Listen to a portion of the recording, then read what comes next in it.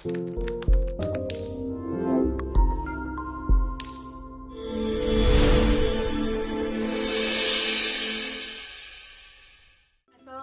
warahmatullahi wabarakatuh. Halo semuanya.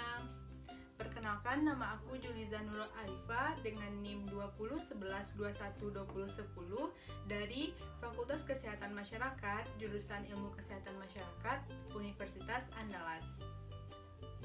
Nah, pada kesempatan kali ini aku akan menjelaskan mengenai menarche kepada adik aku, yaitu Azram.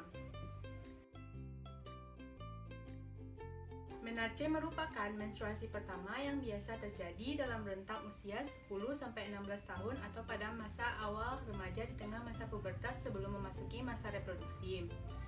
Menstruasi adalah pendarahan periodik dan siklik dari uterus disertai dengan pengelupasan atau desquamasi endometrium. Menarche merupakan suatu tanda yang paling penting bagi seorang wanita yang menunjukkan adanya produksi hormon yang normal dibuat oleh hipotalamus, kemudian diteruskan pada ovarium dan uterus. Selama sekitar 2 tahun, hormon-hormon ini akan merangsang pertumbuhan tanda-tanda seks sekunder seperti pertumbuhan payudara, perubahan-perubahan kulit, perubahan siklus, pertumbuhan rambut ketiak dan rambut pubis, serta bentuk tubuh menjadi bentuk tubuh wanita yang ideal. Itu menurut Prof. Herawati tahun 2009. Selanjutnya, macam-macam menarche. Menarche ini terbagi atas dua, yaitu menarche dini dan menarche tarda. Menarche dini merupakan menstruasi pertama yang dialami seorang wanita subur pada usia di bawah 12 tahun. Kondisi menarche dini karena mendapat produksi hormon estrogen lebih banyak dibandingkan wanita lain pada umumnya.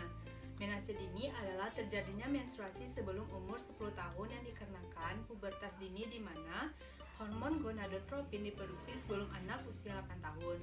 Hormon ini merangsang ovarium yang memberikan ciri-ciri kelamin sekunder. Di samping itu, hormon gonadotropin juga mempercepat terjadinya menstruasi dini dan fungsi dari organ reproduksi itu sendiri. Yang kedua, ada menarche tarda. Menarche tarda adalah menarche yang baru datang setelah umur 14 tahun yang disebabkan oleh faktor keturunan, gangguan kesehatan, dan kurang gizi. Selanjutnya itu gejala yang menyertai menarche. Gejala yang menyertai menarche adalah rasa tidak nyaman disebabkan karena selama menstruasi volume air di dalam tubuh kita berkurang. Gejala lain yang dirasakan yaitu sakit kepala, pegal-pegal di kaki dan pinggang untuk beberapa jam, kram perut, dan sakit perut. Sebelum periode ini terjadi biasanya ada perubahan emosional, perasaan suntuk, marah, dan sedih yang disebabkan oleh adanya pelepasan beberapa hormon. Selanjutnya itu adalah faktor yang mempengaruhi menarche. Yang pertama, nutrisi dan status gizi. Usia menarche berhubungan dengan kenaikan berat badan dan lemak tubuh. Secara etiologi, hal tersebut berhubungan dengan hormon mileu yang berfungsi mempengaruhi pubertas dan dapat mengubah berat dan komposisi tubuh. Anak yang mengalami malnutrisi, mayoritas badannya itu lebih kecil, kurus, pubertasnya lambat, dan mengalami menarche lebih lambat. Yang kedua, genetik. Faktor genetik dapat mempengaruhi maturitas. Hal tersebut dipelajari dari anak kembar. Anak kembar monozigot akan mengalami menarche dalam rentang usia yang hampir sama, sekitar 2-3 bulan. Ketika kembar dizigot akan selisih 9 bulan. Waktu maturitas juga berhubungan dengan usia menarche ibu dan anak. Itu menurut Coleman dan kawan-kawan tahun 2012. Yang ketiga ada aktivitas fisik. Fakta menunjukkan anak perempuan yang aktif melakukan aktivitas fisik mengalami menarche lebih lambat daripada yang tidak aktif. Penelitian menunjukkan bahwa wanita olahragawan atau penari seperti pelari dan pelompat mengalami menarche pada usia 13,5-14 tahun, atlet senam sekitar 13,7-15 tahun, dan penari balet sekitar 15,4 tahun.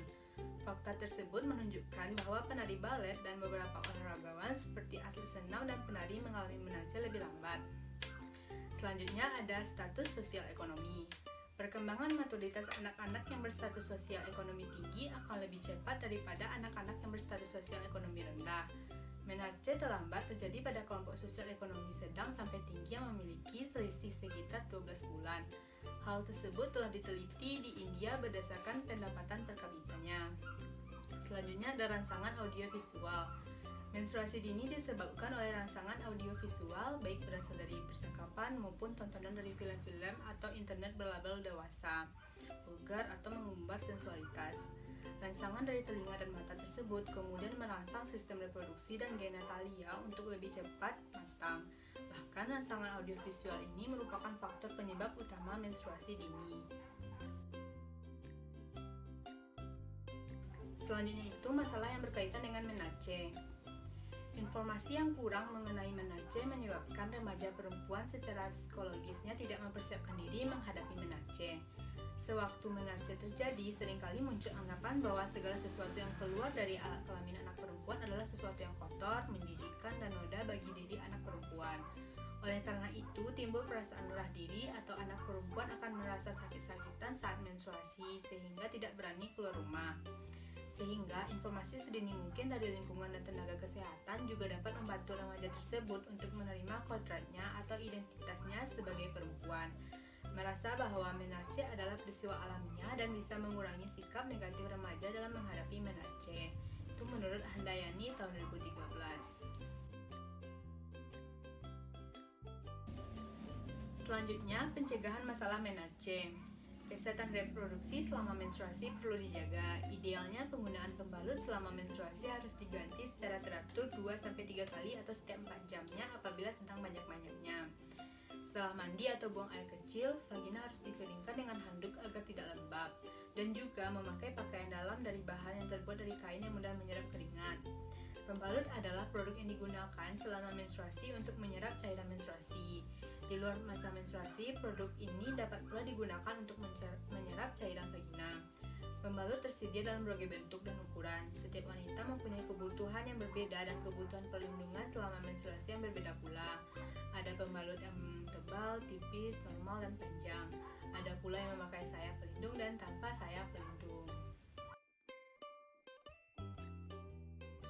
Selanjutnya, upaya. Rasa sakit pada perut ketika mengalami menstruasi disebabkan kontraksi rahim guna meluruhkan dinding luar rahim dan menghentikan pendarahan. Bila gejala nyeri dan kram saat menstruasi menyerang, dapat dikurangi dengan mandi dengan air hangat, mengompres perut bagian bawah atau pinggang yang kram dengan botol yang berisi air hangat, melakukan latihan peregangan atau stretching, dan minum minuman yang hangat. Apabila kram semakin parah atau mengganggu aktivitas sehari-hari, sebaiknya konsultasikan ke dokter. Biasanya dokter akan meresepkan obat untuk mengatasi rasa nyeri dan kram ini. Baiklah, sekian yang dapat saya sampaikan. Wassalamualaikum warahmatullahi wabarakatuh. Selanjutnya, upaya. Oh ya Allah.